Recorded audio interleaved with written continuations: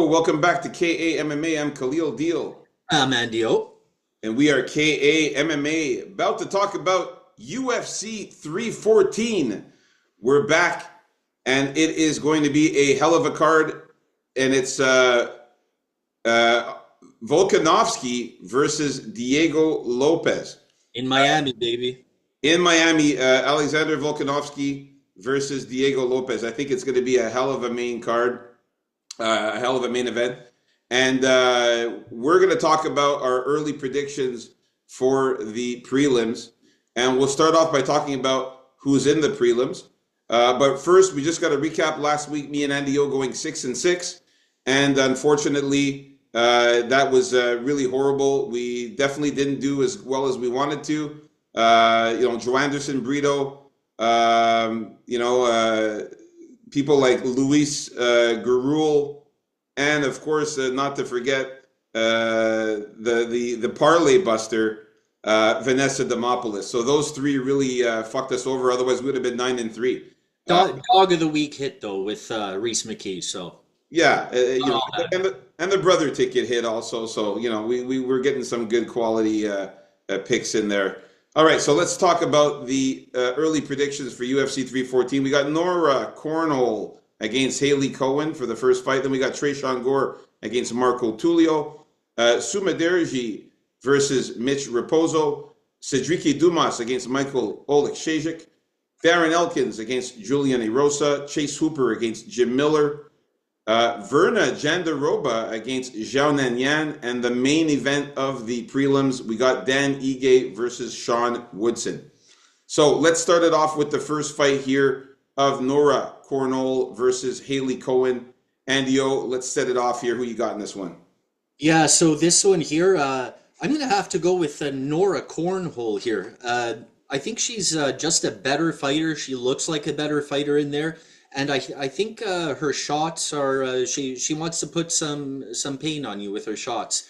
Uh, Haley Cohen, something to know about her is that she's been missing a lot of fights lately, pulling out a lot of fights lately for like personal issues, injury issues, and that's something to think about when it comes to Cohen. She hasn't been all that active, and the only way I can see her winning is to do the good old GCF strategy, which is the grab, clutch, and push to the fence.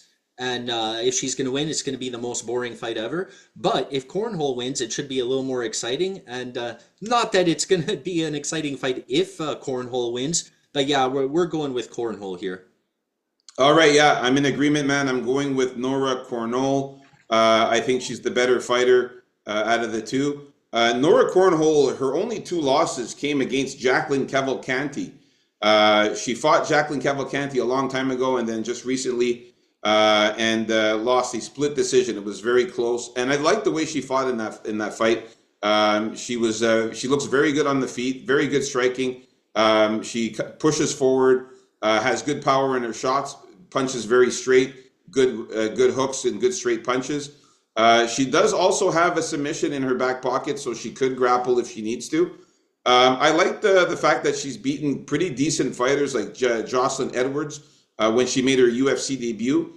She beat Jocelyn Edwards is pretty good. I mean, we got to hand it to Jocelyn Edwards there. That was a pretty tall task on your UFC debut to beat her. She did do that by Especially unanimous when, decision. especially when Jocelyn Edwards misses weight every fight. I don't even think she's in the UFC anymore. And she also beat the undefeated Melissa Mullins as well, and she ended up knocking her out in her second fight in the UFC. So Nora Cornhole has been looking good. She lost, obviously, like I said, the split decision to Jacqueline Cavalcanti in her last fight, but Jacqueline Cavalcanti is solid. Like she's very, very good, and we've seen how good she's been. I don't think Cavalcanti, Haley Cohen is anywhere near any of those three fighters. So I like Nora Cornhole to be able to beat Haley Cohen. Haley Cohen is more of a grappler. She does like to get takedowns and submissions, but I think that Nora is going to be able to fend off the takedowns and do a decent job against Haley here and piece her up on the feet and get the win here by decision.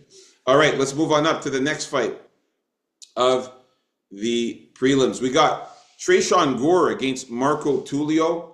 For this one here, man, I don't mind Trayshawn Gore. I think he's pretty decent, man. He's got some good wrestling, and he's got some submissions as well. But Marco Tullio out of the Chuto box, this guy is something serious, man. He's something fierce. We saw how good he was against Ihor Poteria in that last fight when he made his UFC debut and knocked him out in brutal fashion too. It was a really, really good knockout. And he's been looking really good. He's going to have these guys are the same height, same age, same reach. Everything's the same. But I think his advantage here for Marco Tullio is the power he has in his hands. Tresean Gore doesn't hit very hard. He doesn't have much power. His game is more wrestling, getting you to the ground, grinding you, and trying to lash in a submission. He did that against Antonio Tricoli in his last fight, and against Josh Frem, back-to-back submissions.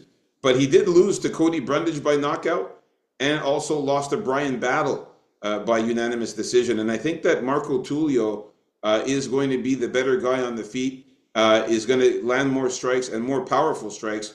And I think that he's going to be able to either beat up Tresean Gore by unanimous decision or win a knockout or knock him out, just like Cody Brundage did. So I'm going to go with Marco Tullio to win by knockout or decision in this one. Yeah, I'm definitely going with Marco Tullio here.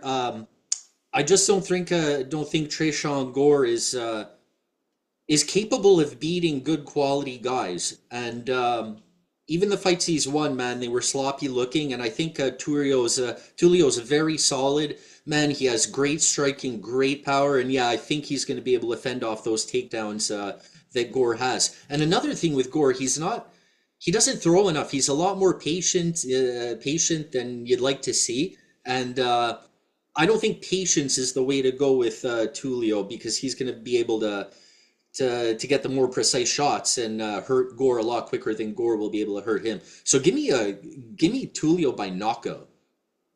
Nice. Okay, so we're in agreement so far with the first three fights. I like that, man. Let's move on up to the next fight here. We got Sue Maderji against Mitch Raposo. Okay, here I'm gonna go with my first dog play in Mitch Raposo here. Mitch Raposo, man, he can blend it. He has some power. He can grapple. He likes pushing forward. And in his last fight, I have to mention this. It was against a very good opponent here that he came in on very short notice, and he did lose that by decision. But it was a very good showing here. And who that was, if you got it, Coolio. Yeah, it was against Andre Lima. Yeah, Andre Lima. So we all know Andre Lima and the potential this guy has. Very, very, very dangerous. And he held his own there. And I think we're going to get a better version of a Mitch Raposo. We're going to get a Mitch Raposo that's gonna frustrate Sumajerji with the grappling. And with that power that Raposo has, you got to remember that Sumajerji has been knocked out 6 times. So if he clips him, man, it could be lights out for Sumajerji. Been submitted 6 times. Oh yeah, I'm sorry, submitted 6 times. So that's what I meant. He can work in that grappling, maybe find the submission on Sumajerji, and he also has that power there.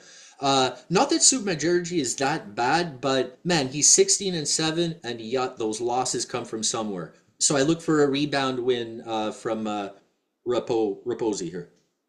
Mitch Raposo is the pick for me as well, man. It's going to be very close, though.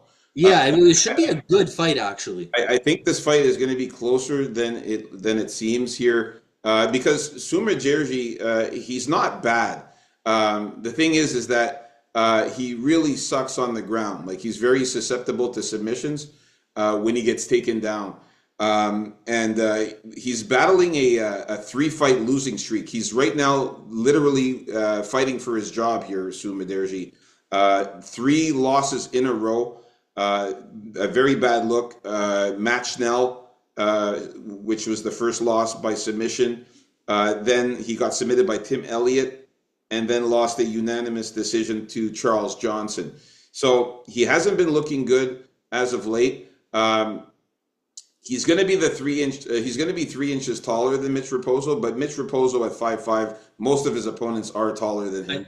I also just wanted to say he did fight Tim Elliott. Tim Elliott's a pretty short guy, and Tim Elliott could get it done. So that's why I feel Mitch Raposo could also. Exactly, and he fought a taller guy in Andre Lima as well, who was much taller than Mitch Raposo as well there. So I don't think the height is going to be a problem. What I am a little bit worried about is the reach advantage, though. There is a significant 7.5 inch reach advantage for Sumiderji. If Sumiderji can stuff takedowns, stay at a distance, and just keep clipping Mitch Raposo with jabs and strikes and punches, leg kicks, I think that he might give Mitch Raposo a hard time. But the good news about Mitch Raposo is that this guy's a relentless wrestler, a relentless grappler, and he will find a way to move in close, get you against the cage, or just grab you and shoot for a double leg or single leg and try to take you down. That's what Mitch Raposo does. We saw him do it in the fight against Andre Lima, but he didn't do it enough. I thought that he was going to wrestle more in that fight. I feel like he didn't wrestle enough. I think in this time, because it was short notice and everything, I think this time with a full training camp, I think he's going to use way more of his grappling. I think this training camp is going to tell him, hey, buddy, you have an advantage here. Take him down to the ground. Use your jiu-jitsu skills. I mean, Mitch Raposo's got 4 knockouts, 3 submissions. As we just talked about, and Andy O just alluded to, that Sumiderji has been subbed 6 times. So it's very easy for Mitch Raposo to get Sumiderji down and lock in a rear naked choke or an arm triangle of some sort. So I really think that Mitch Raposo is going to get the win here by submission or decision in this one. Or he could even knock him out, but for some reason, Sumiderji's never been knocked out his entire career. So it looks like his chin is pretty durable there. Yeah, for some reason I see it. I see it live for this particular fight for some reason. But yeah, the sub is always live on Sumiderji. Yeah, I mean, a ground and pound could happen here where Mitch Raposo can get on top and ground and pound him and knock him out that way, or get a TKO by the ref stopping it. But I'm looking more at a submission here for Mitch Raposo. So I'm going to go with submission or decision for Mitch Raposo here. So we're in agreement with this fight as well. Hey, that's looking pretty good, man. We are in agreement now with 3 fights. Okay, so now we're on to the next fight here. We got Cedriques Dumas against Michael Oleksiejczuk. Your boy! Your boy! Yeah, my boy Cedriques Dumas, not Michael Oleksiejczuk. Yeah, I know. I do not like this guy, Michal or Michael or whatever they call him. Oleksiejczuk. I think he's a cocky guy, and he acts like somebody he's not, I feel.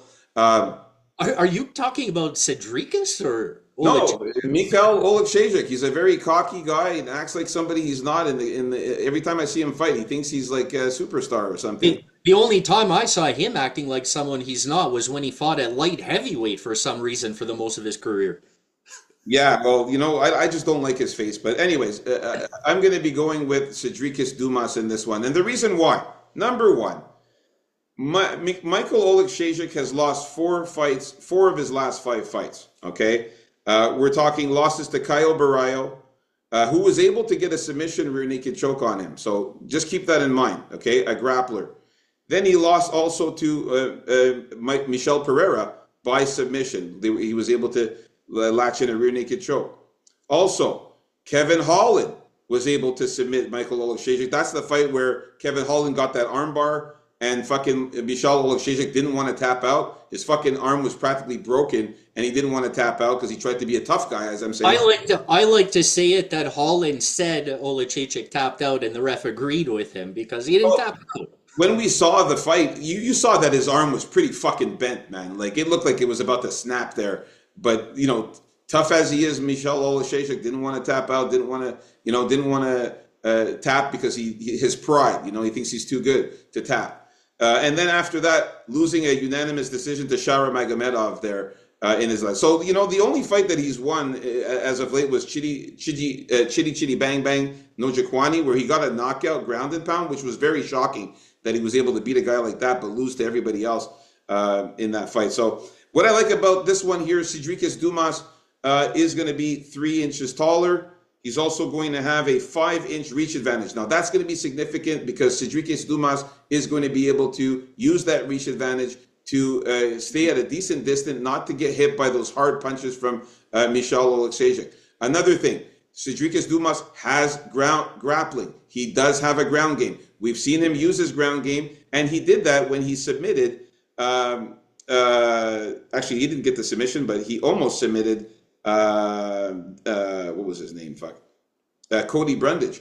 He got him in a submission move, but didn't quite get the latch in the submission. But he does have a ground game and can get some submissions there.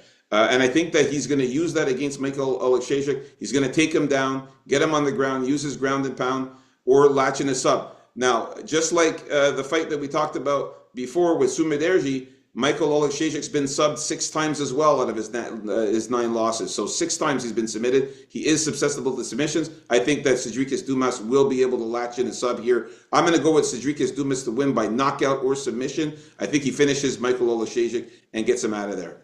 Yeah, the thing with all the fights you mentioned in his recent losses, yeah, they are all grapplers. The only non-grappler was Chidi Bangban, and he did knock him out there.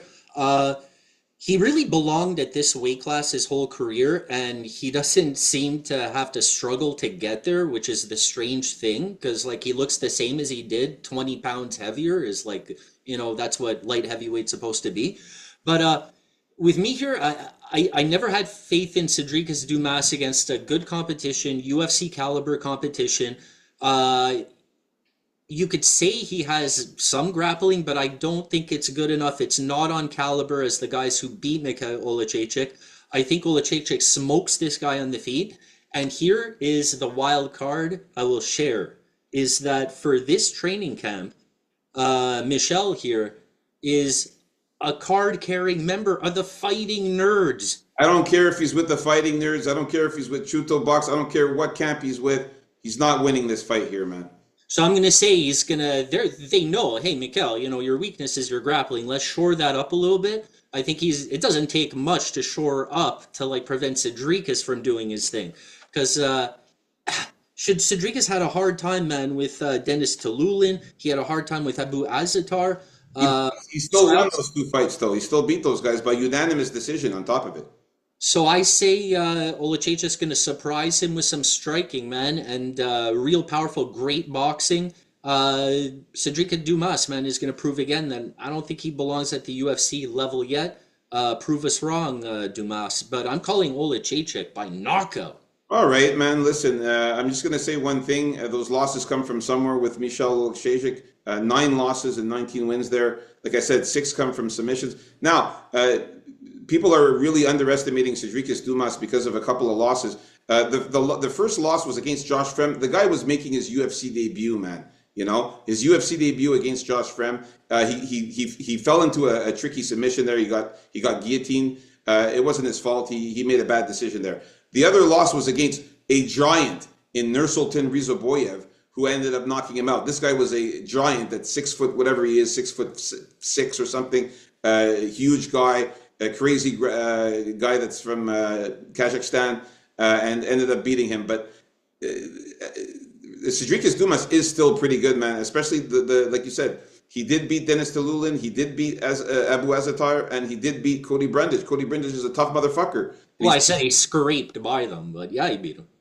So yeah, just a lot of people underestimating him. I'm going to pick Cedric Dumas in this one to beat Michal. So we're in disagreement in the first fight of the prelims so far. Let's get to the next fight here. All right, we got Darren Elkins against Julian Erosa. Now, here I'm going to go with Darren Elkin, baby. Darren Elkins, the damage. My concern in this fight is if the ref stops it early because Elkins starts bleeding all over the place and bleeding too much. I know Juicy J is the crisper striker, the better striker, and he's good on the ground too, has some energy down there, but I believe Elkins will get him down there eventually, bleed in his eyes or something, and just win it the good old-fashioned, gritty, dirty style that Darren Elkins fights, and that has given him 29 wins so far. They call him damage for a reason, man, so it is a worry, but also I'm picking Elkins because Man, he's been an underdog in many, many of his fights, and he's won many of them. And Julian Erosa has a tendency to lose fights he should win, and win fights he should lose. And not to mention the guy's chinny. The guy's chinny. So maybe somewhere when they're rolling on the ground, the damage will clip him with an elbow on the ground somewhere, really knock Julian Erosa up. So he's incapable of fighting like his normal self. Once you're chinny, you're always chinny. So I'm going to go with the damage by decision. Man, this fight's a tricky one, man, because I like Darren Elkins a lot. The damage is really a legend, man. This guy's been fighting in the UFC for so long and getting it done.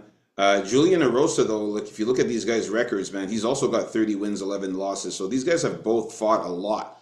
These guys are so experienced. Um, there comes a time where somebody starts to go downhill. I know that Darren Elkins is 40 years old, but doesn't seem like a 40-year-old and doesn't act like a 40-year-old in the cage. He's still really good. He's still got it.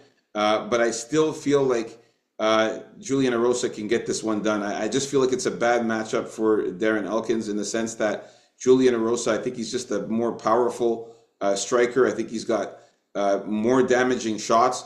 He's got 11 knockouts, 14 subs, 5 decisions. And I think Julian Erosa, the fact that he's also going to be the bigger guy, he's going to be 3 inches taller than Darren Elkins. He's also going to be packing a 3.5-inch reach advantage. So Julian Erosa is a really, really good jiu-jitsu guy. He's got good submissions. He's also powerful. He's got good knockouts. He's going to bring the fight to Darren Elkins and push forward on him and make it a dog fight. And I think that Darren Elkins, as much as he's a tough guy, I think that he's going to get damaged pretty badly. I know his name is The Damage, but he is going to get damaged pretty badly in this fight. I think Julian Erosa is going to cut him up, maybe get him with some elbows or something and cut him up, bruise him up, and his face is going to be all fucked up.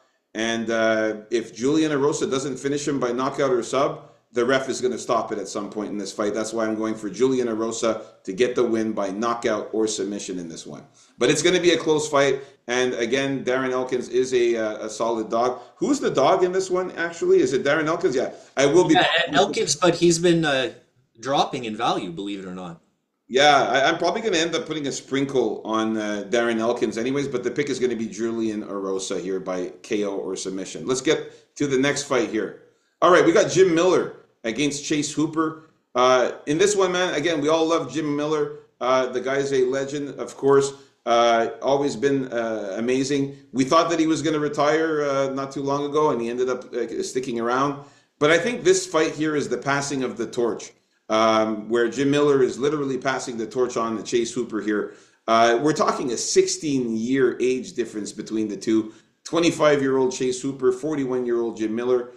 Chase Hooper has been looking really, really good as of late, winning his last few fights, where he's been looking very, very good in those wins as well. Getting the armbar submission on Clay Guida, getting the submission to Vyacheslav Borshev, and a submission on Jordan Levitt. So he's been on a tear lately, even beating Nick Fiore by unanimous decision. So I like what I'm seeing from Chase Hooper. He's improving his skills. He's getting better on the feet. His submission game is amazing. He's got black belt in jiu-jitsu. I just think he's going to be a little too much for Jim Miller. We're talking a 5-inch height advantage here for Chase Hooper.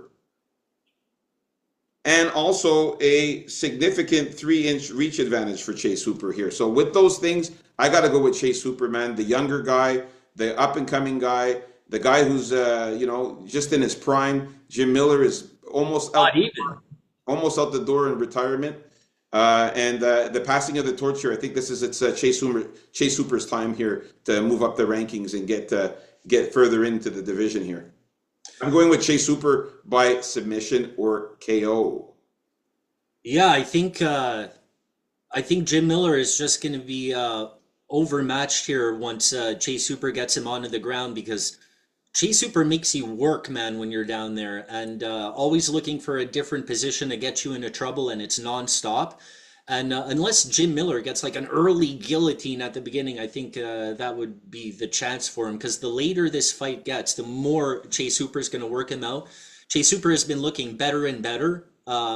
He's had a lot of fights in the UFC already, and he's very young. And his ground and pound is lethal. So I think he's even more likely to get a ground and pound here than a sub. But give me Chase Hooper by finish. And by the way, going back to Darren Elkins, he is a significant underdog here. So a sprinkle on Darren Elkins might be a good idea. I'm thinking of doing that. And also a sprinkle on Jim Miller. It's 7-1 right now in the odds there. So we're talking 7 times your money for Jim Miller. Definitely worth a little sprinkle there. All right, let's move on up to the next fight here. Oh yeah, this is one I'm gonna really like here. This is Zhao Nan against Verna Jandiroba. I don't give a shit. Verna Jandiroba is the shit. I don't care what anybody says. Verna Jandiroba is a dude. This is a fucking dude, man. The way she fights is absolutely insane. Her striking is decent. Okay, now, yeah, she's not powerful. She doesn't have crazy amounts of knockouts, but she can hang in there on the feet enough to get you down. Her takedown game is insane. She's got amazing trips. She finds a way to snatch you up in a double leg or single leg. She finds ways to take you down. Her trips are really good. Like she'll find a way to get you down. And man, the way she fights on the ground is it's levels and levels above Zhao Nanyan. I see Verna Jandiroba easily taking down Zhao Nanyan in this fight. And once she gets her on the ground, she will work her magic on the ground and get herself into a position to get a submission. If she doesn't get the submission, well, she's going to have so much control time on the ground where the refs are going to have to let her win by decision just because of all the takedowns she's going to have in this fight, all the control time she's going to have in this fight. Zhao Ninyan, we've seen her have some problems struggling against people who can grapple like Weili Zhang, who ended up taking her down also in that fight. Also, Marina. Oh, yeah, I have some MMA math for you guys here. Zhao Ninyan lost to Marina Rodriguez by split decision. And guess what? Verna Jandiroba beat Marina Rodriguez by unanimous decision. So that's just a little bit of MMA math there. I think Verna Jandiroba is the better fighter. She's got way more skills on the ground, and she's going to get Zhao Ninyan to the ground. So Verna Jandiroba by submission or decision for me. Yeah, she's also very smart when she's fighting.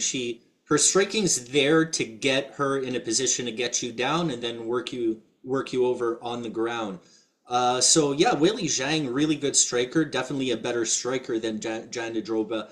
But what I see here is not many takedowns, just like maybe one around. So we're talking maximum 3, because I don't think Yan's getting up. Like if she doesn't get the sub in round 1 or 2, she's going to get her down in third. So there's your third takedown. And that's all it's going to take because I think it's going to be really difficult for Zhao Nang to get up. Yeah, like you said, in the takedowns, Mackenzie Dern was even taking down Zhao Nan Yan. Good point there. Forgot to mention that. Yeah. Mackenzie Dern, very bad takedowns, you know? Like, yeah, just get it down there, Mackenzie Dern. We love you down there, but that's been her problem, getting it down there. But when it comes to Yan, no problem. So that's why, yeah, I got to give it to Verna here, man. I think it's more likely she gets a decision. The only person that subbed Yan was Weili Zhang. Not Weili Zhang. Anyway, Zhang got her down right away in their fight, but who did sub Weili Zhang? Yan.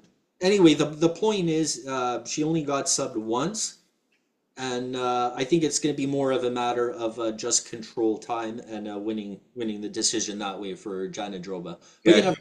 She got submitted a long time ago in 2010 in the lower event promotions there. yeah, I was trying to look down here on my phone, and wow, how far down is it? Yeah, so it's not the easiest to sub Yan, but it's not the most difficult to get her down and hold her there. All right, so we're in agreement with Verna Jandiroba in this one. Let's get on to the last fight. This is the main event of the prelims. Guys, if you haven't already, please smash that like button. Please subscribe if you're new. Helps the channel a lot. So we got here Dan Ige against Sean Woodson here. Who you got here, Andy? Here, I got to go with the alien, Sean Woodson. Yeah. This guy just such an awkward body shape and just very tall, very skinny for the decision. This is what this fight comes down to, since both guys don't really go for the takedown, and both guys have pretty good takedown defense. In fact, I think Sean Woodson even may have better takedown defense than Dan Ige, believe it or not. But getting back to the way this fight's going to go, Dan Ige, more powerful striker, he's going to have to win this fight either by knockout or just cause more damage with his strikes. But he throws less strikes than Sean Woodson. Sean Woodson does his more precise thing, does his more volume thing. He's looking for a knee now and then to get you up the middle or jump at you with it. So that would be the option with Ige, because Ige's not going to be jumping for takedowns. Woodson will win this by minutes, and I think that's what's going to happen here. I think Ige's going to get a little frustrated the later the fight goes, because he's not going to be able to hit Sean Woodson solidly. And give me the alien for a decision win. Yeah, the alien. Yeah, I mean, he has a funny build there with a short torso and long arms and long legs. His head, like the head is the heaviest part of the human's body. I don't know exactly the percentage, but this guy's percentage must be like, I don't know, 85.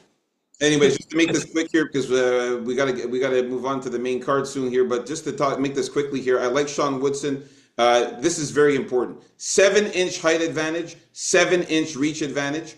That is significant alone in itself. The way this guy fights, keeping a distance, the way he likes to box, he is a very good boxer, Sean Woodson. He actually is pretty much a boxer. And the way he's going to be kicking those leg kicks with those long legs of his and those long arms of his, Dan Ige is just going to struggle to get in close. He won't be able to land those hard shots. And that's what's going to happen. He's going to get pieced up on the feet.